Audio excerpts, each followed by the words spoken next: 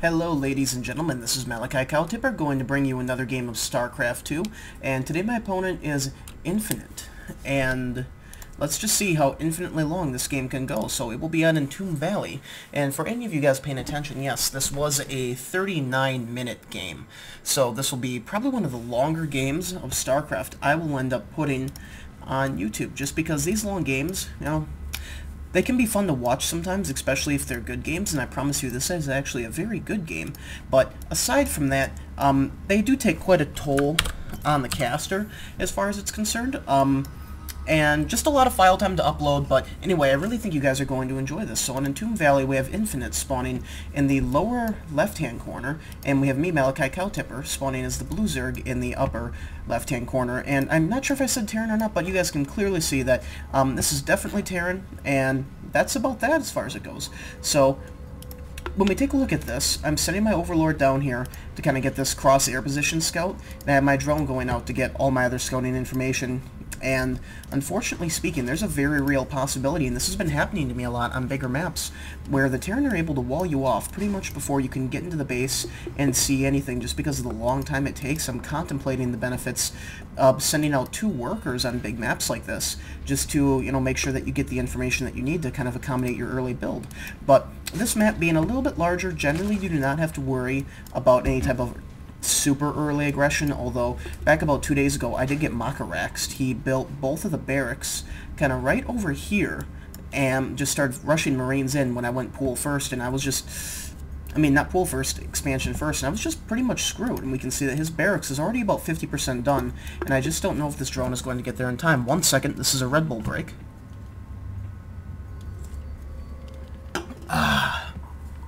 Red Bull makes everything better. You can see here he actually has a second SCV walling this off, so I will have no hope whatsoever. And you can see I'm actually checking the Zelnaga, just because I am a little fearful that that happened. I had another game where the Terran tried to build both the racks in here, and they were far enough away where I was able to counter that and end up coming back and winning that game with a Bangling bust. But in this case right here, and the supply depot wall comes up. No drone scout for me. This drone is going to have to go back to its base with all minerals in hand. So to this end, I am sending this Overlord in here now. It might be a little early to send this Overlord in, but the crucial information I want him to gather is whether or not he has gas or not. And taking a look at my camera right here, we're just going to follow me. We can see that he does not have gas up. So that tells me a couple things. I really don't need to worry about any type of super early Hellion play or Banshee play for that matter. And we're just going to take it back to the everyone view right here. And unfortunately, this Overlord's not going to get out, but it doesn't tell me too much more than that. I will not spot the second command center for a while in the game, and going expand first like this, especially building outside to delay fly time and just get it out as quickly as possible. I'm seeing more and more Terran doing this as they're getting more and more comfortable, knowing that Zerg is going to fast expand as well. Had I went pool first, I could have dumped, within about a minute or so, about 7 to 10 speedlings right all up in his base. Probably forced to cancel on this, got the Marines that were out here, and slowed him down by quite a bit. But that is not the case. And if we check out the income tab right here, we can see that he's actually up 18 to 16. And during this point in the game, this is really where you kind of need to decide, as your Zerg, whether or not you want to go for some type of early aggression and try to put some pressure on this expansion and make him fight for it, or even better, make him lift it off and delay any type of mining time at all. Or you also need to decide, hey, is this an ideal time for me to take a third base? If he's doing this, he just does really not have the money, to fund any type of other shenanigans as far as that's concerned. And these lings, oh, gross, bloody piles.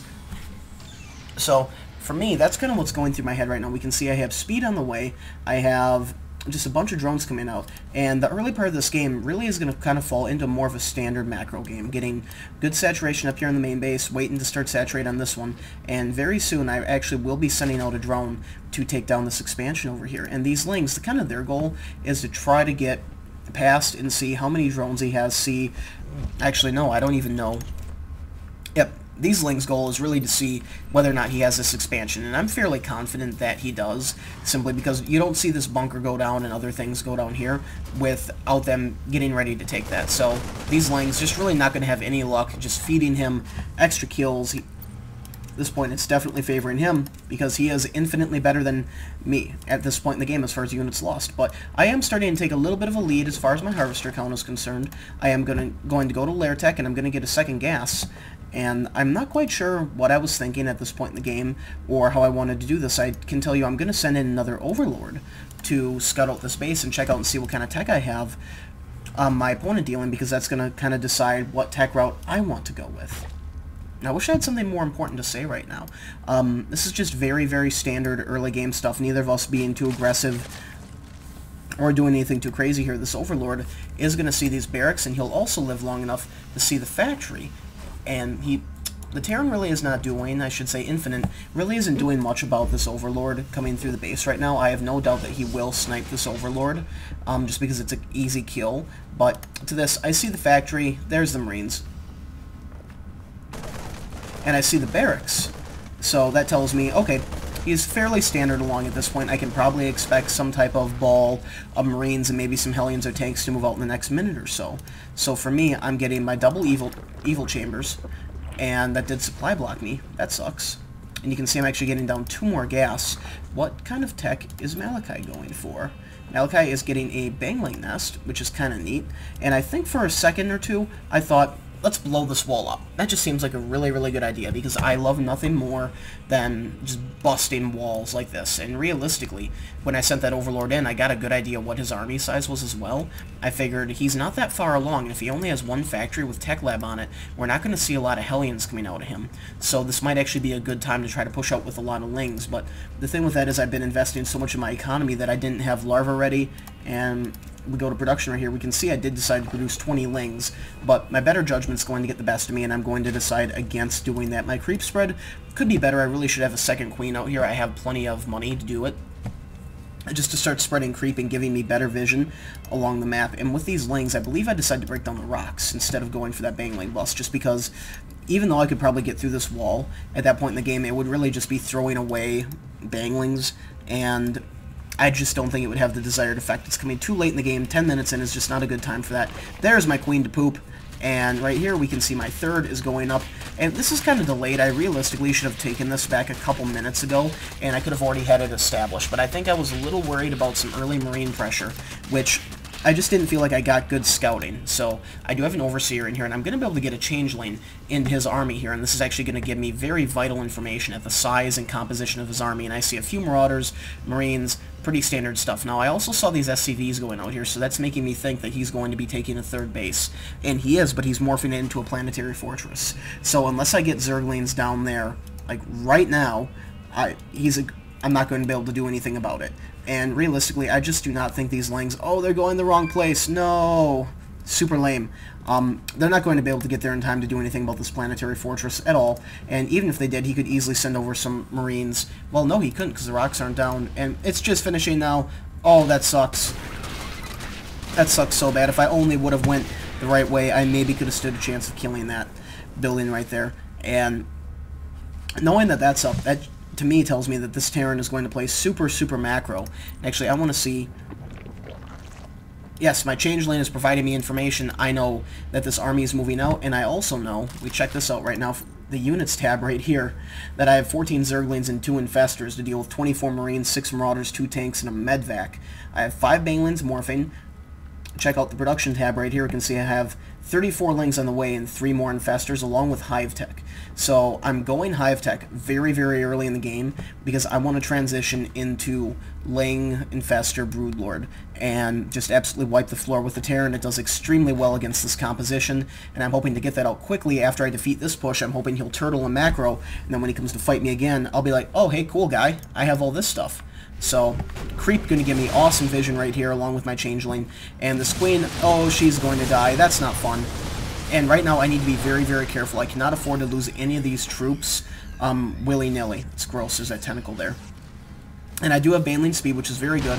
And I'm going to go for a 2-prong attack. I'm going to get my legs, good surround, fungal growth and everything. And right here, actually, when I saw this, I didn't know that I had all those Lings in there, so I really did not have a reason to pull back.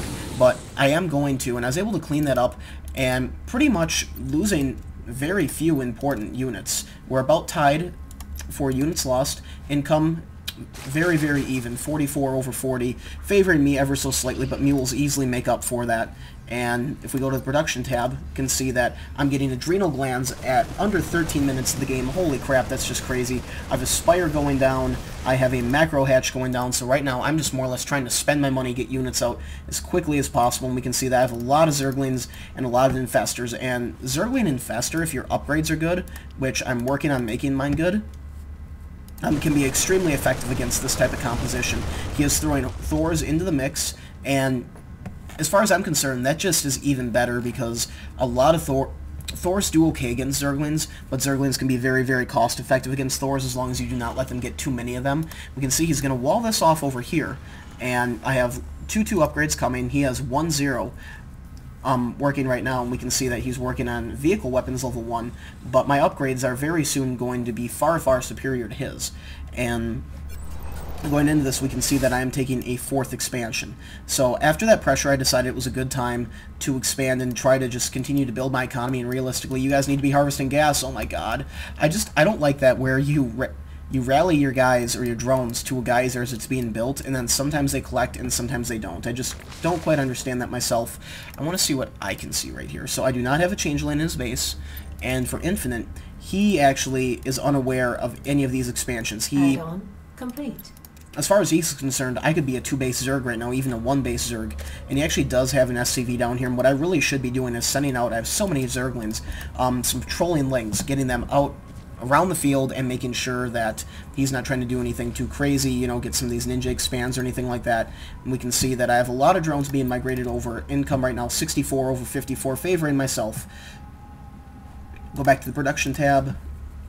Yep, this is what macro games are kind of all about. And this Overseer is going to give me a little bit of vision. I was able to kind of check out the composition of the army as it came through the base. And we have actually a lot of Marauders. I'm really kind of curious as to why there's so many Marauders on the field, maybe with concussive shells to slow down Zerglings, but he doesn't have that, just because I'm going Ling Infestor, and even the Thor is kind of an odd choice. Honestly, Mass Marine with a few Siege Tanks and some Medvacs would be the better choice, but I won't argue with the composition here. He might be afraid that I'm going Roaches or maybe even teching into Ultralisks, but that is clearly not my tech path. My Greater Spire's on the way, and you can see I was saving my money for quite some time, dumping a lot of it into Corruptors, and I'm now just getting...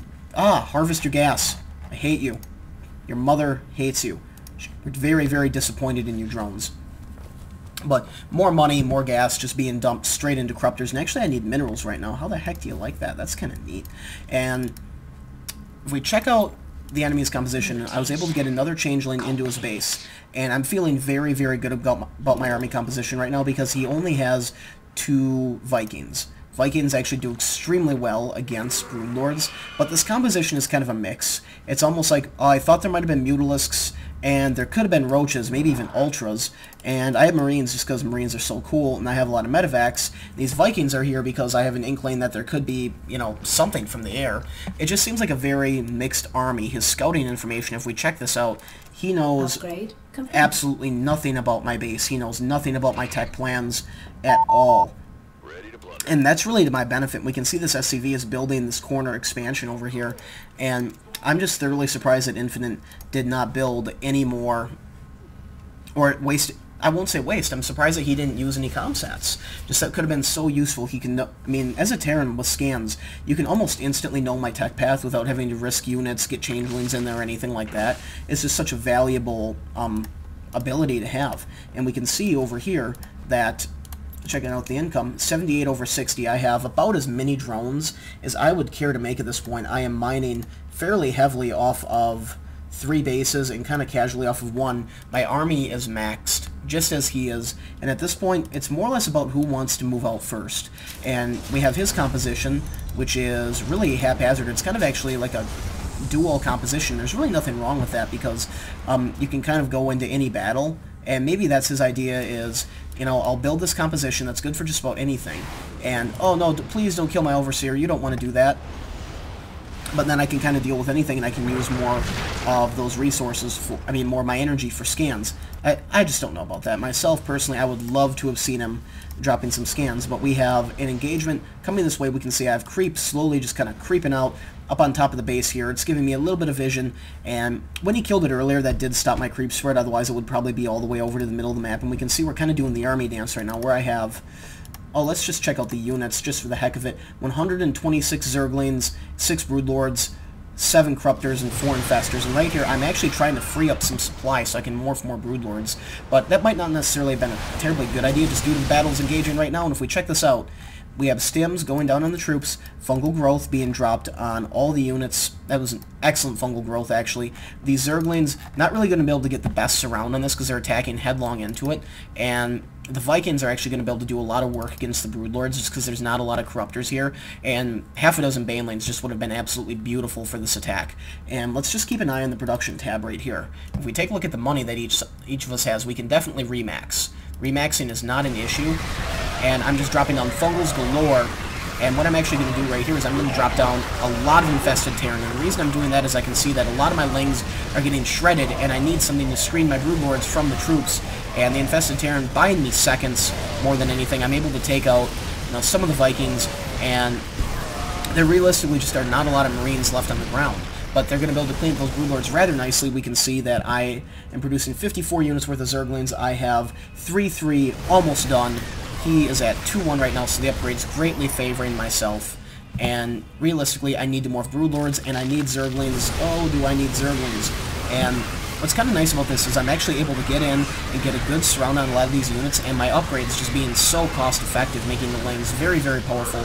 And even these Overlords sacrificing their life for the greater good. I have lots of Broodlords on the way. More... Oh gosh, why do I have so many Corruptors?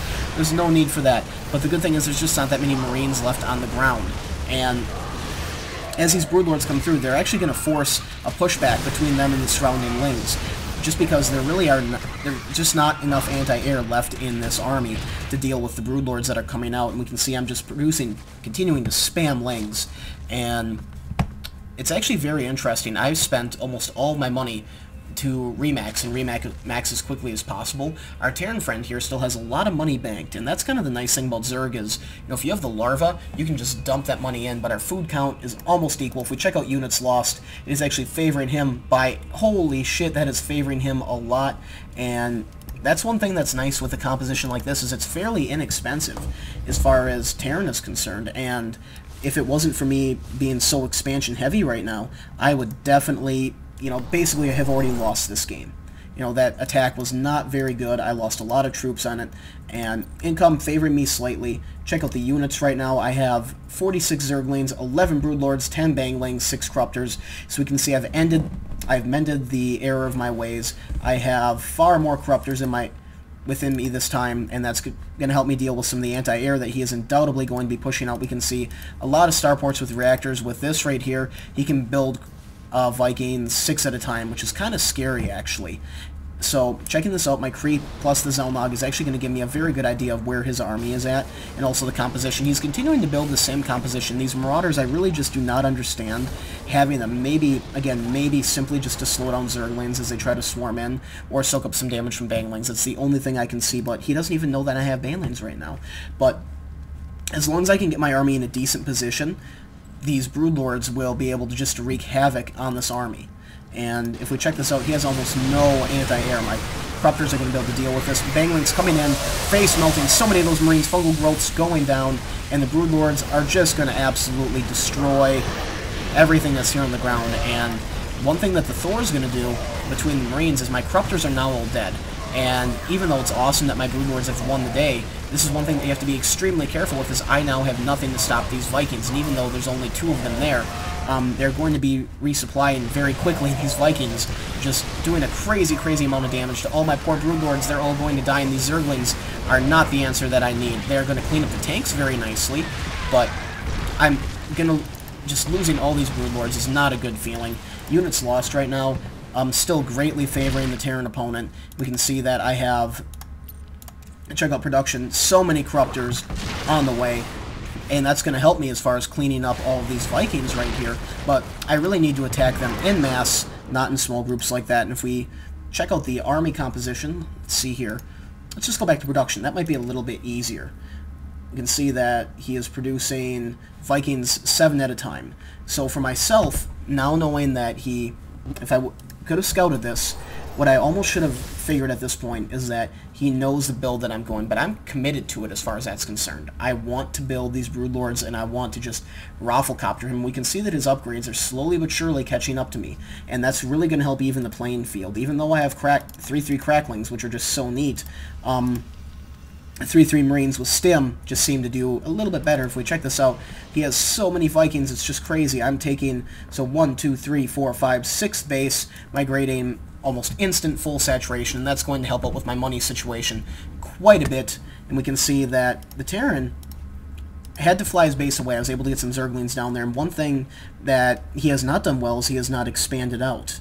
And that's because he's basically pumping all of his money into his army. And right here, you can see that I do have plenty of Corruptors. I should have more than enough Corruptors to deal with this number of Vikings that are in the air. And I really do not have a lot of Broodlords. And the ground force is going to get absolutely decimated. Vikings going down. Medivacs. Oh, your history, son. Done. Done. Yep, that's right. But for myself, I have plenty of money, and I can make plenty of Broodlords now.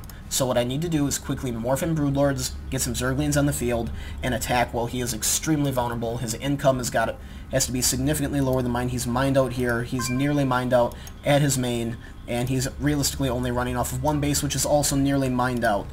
But one thing that he'll be able to do, if we look at the production tab, is continue to build Vikings 7 at a time. And now with me morphing so many Broodlords, my Corruptor count has been greatly reduced. Between that and the Marines, if I'm not careful, yeah, there's so many Vikings. 1 or 2 more waves of this, and it's going to be enough to absolutely face... You know, there's a word that I would like to use for what could happen to this almost all Zerg air army, but I'm going to avoid using it just because it's not a very nice word.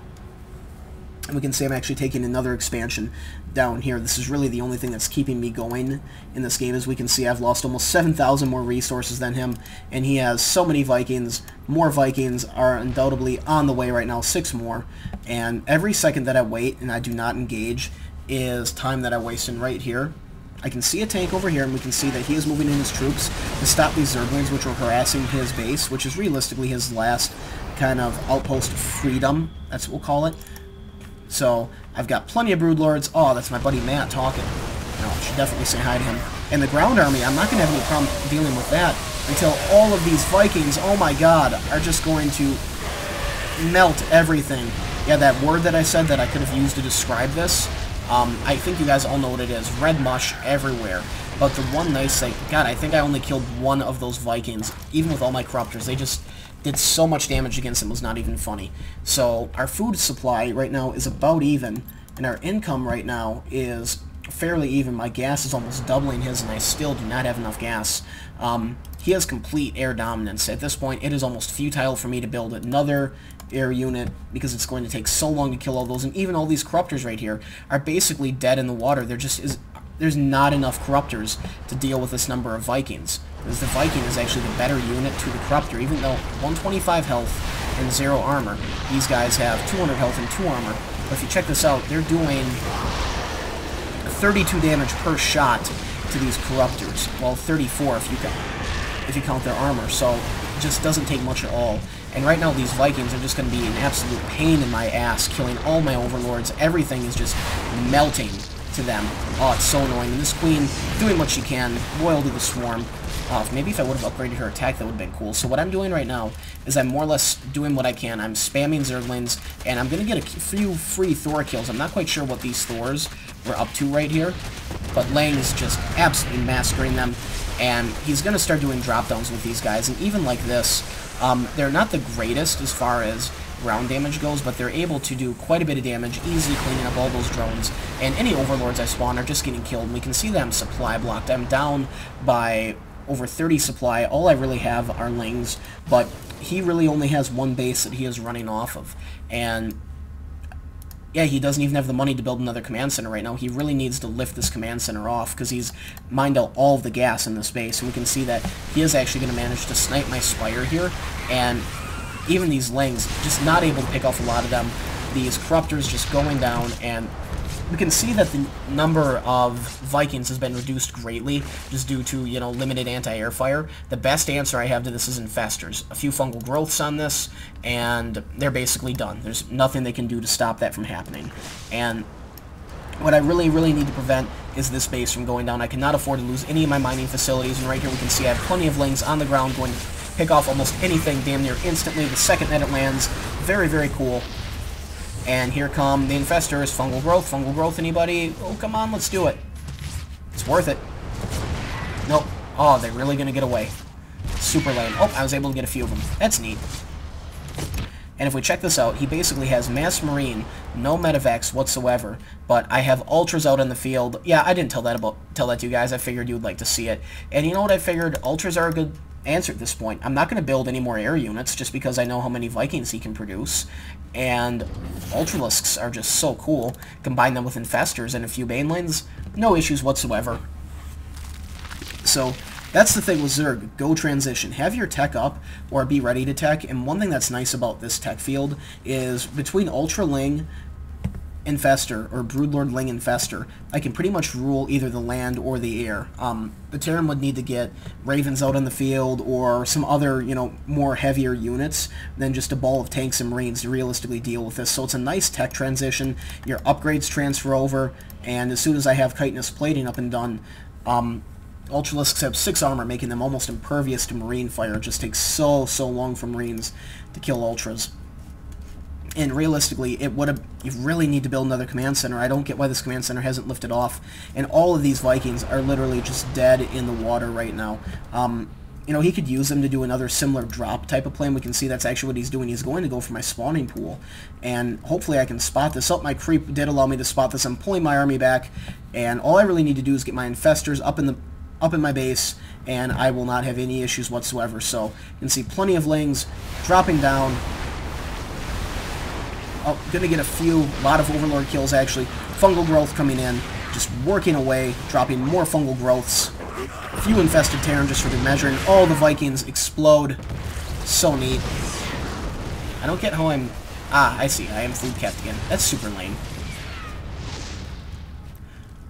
Units lost right now. 50,000 units for me, 33,000 for the Terran. So the Terran, everything that he's done has been extremely cost-effective. For myself, almost nothing I've done has been cost-effective in this game whatsoever, which is actually kind of interesting. When I was doing this game, I really thought I was being effective trading army for army, but it's losing all those Broodlords. I probably lost over 30 Broodlords this game, and they're just so damn expensive. This army composition right here, a little bit easier to replace than Broodlords. Ultralisks, you know, they're built a lot faster, and honestly, they're about the same price. They're slightly cheaper in gas, but we can see that we have a big engagement going down here. Banelings and Fungal Growths just doing a great job cleaning up all the biological units. Marauders, of course, do quite well against Ultralisks, but there just is not enough of them there.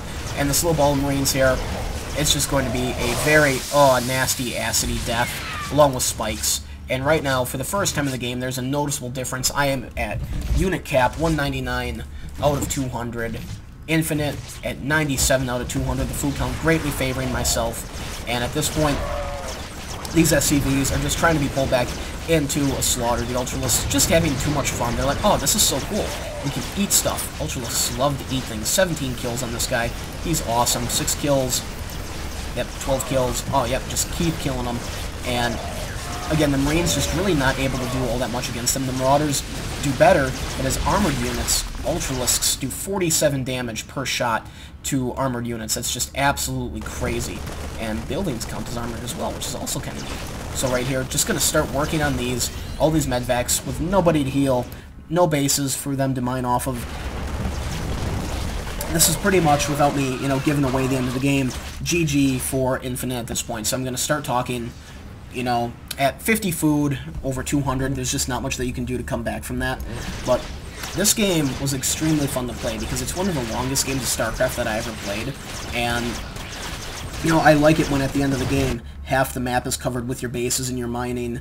And it was just an extremely entertaining game. I liked the tech switches. I liked, you know, the massive army trades. And we can see even here, even at the end as I'm, you know, killing all of his buildings, I'm still far, far ahead as far as units lost are concerned, and this is kind of like this is the last outpost of hope.